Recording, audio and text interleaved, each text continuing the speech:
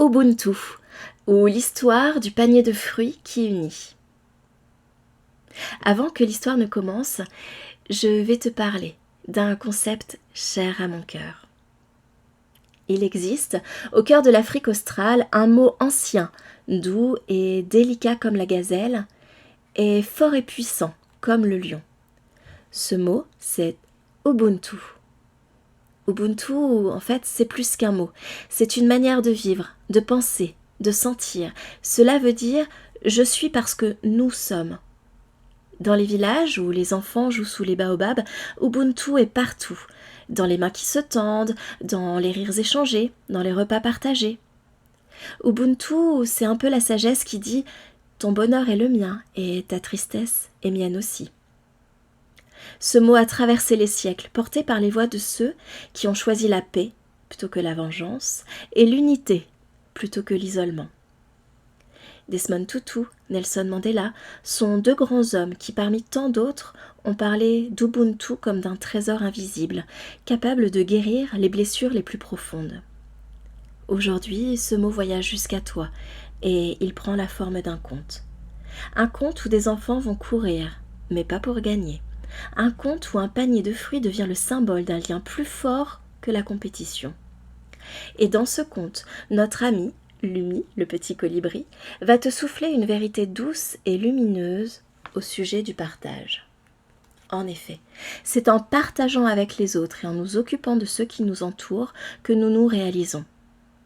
Et toi, cher auditeur, es-tu prêt à écouter ? Alors, ferme les yeux, laisse-toi porter et permets à Ubuntu de t'ouvrir le cœur. Il était une fois, dans un village de cette lointaine savane, 4 enfants inséparables. Ayo, c'est le rêveur aux yeux remplis d'étoiles. Anis, elle, est la malicieuse au rire cristallin. Kofi, c'est le sage aux pas tranquilles. Et Kadi, la vive au cœur ardent. Ils jouent chaque jour ensemble sous le grand baobab, là où le vent murmure des secrets qu'ici on se transmet de génération en génération, et où les feuilles dansent comme des papillons. Un matin, un homme venu de loin arriva. Il portait un chapeau de paille, des jumelles autour de son cou, et dans ses bras, un énorme panier tressé débordant de fruits sucrés aux couleurs et saveurs du soleil. Cet homme s'approcha des enfants et leur dit « Hé, les enfants ! Voyez ce panier là-bas au pied du grand baobab. Eh bien, celui qui y arrivera le premier le gagnera tout entier. » Les enfants se regardèrent et le silence s'installa. Puis, dans un sourire complice, ils se donnèrent la main. Ils coururent ensemble, leurs pieds battant la terre rouge, le rire s'envolant comme des oiseaux. Et arrivés à l'arbre, ils s'assirent en cercle, le souffle léger et le cœur joyeux. Là, ensemble, ils dégustèrent les fruits sans plus attendre, les yeux brillants de gourmandise et les doigts collants de jus sucré.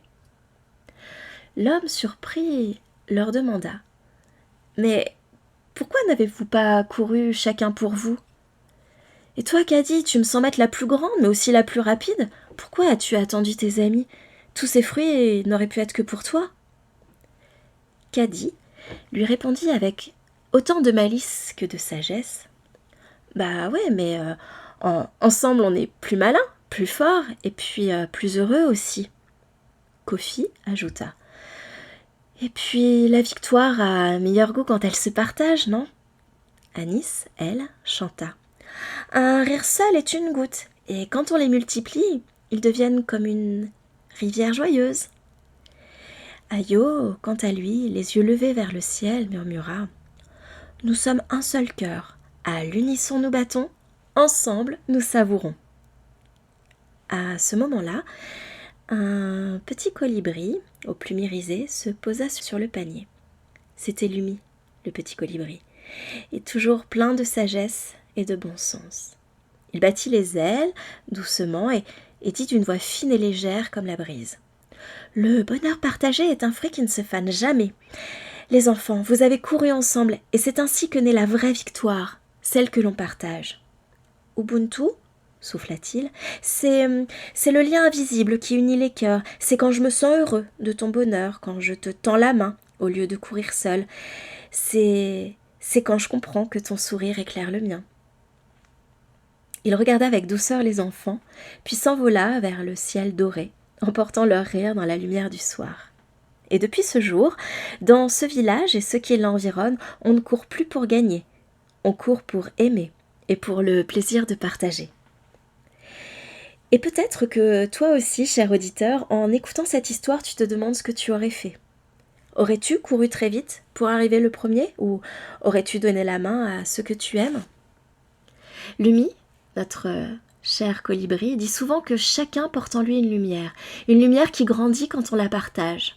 Alors, écoute ton cœur et demande-toi doucement ce que, aujourd'hui, tu peux faire pour que quelqu'un d'autre brille avec toi. Peut-être qu'un sourire, un geste ou un mot, peut-être que quelque chose de tout petit, comme les ailes d'un colibri, peut changer la journée de quelqu'un. Parce que, tu sais, nous sommes tous des colibris les uns pour les autres, et chaque fois que tu fais briller quelqu'un, Lumi bat un peu plus fort des ailes, et nous rappelle que c'est aussi un peu grâce à toi que je suis ce que je suis, et que mon humanité est liée à la tienne. Je souhaite que ce conte t'ait plu, cher auditeur, et te retrouver prochainement pour suivre les autres aventures de Lumi, notre ami colibri.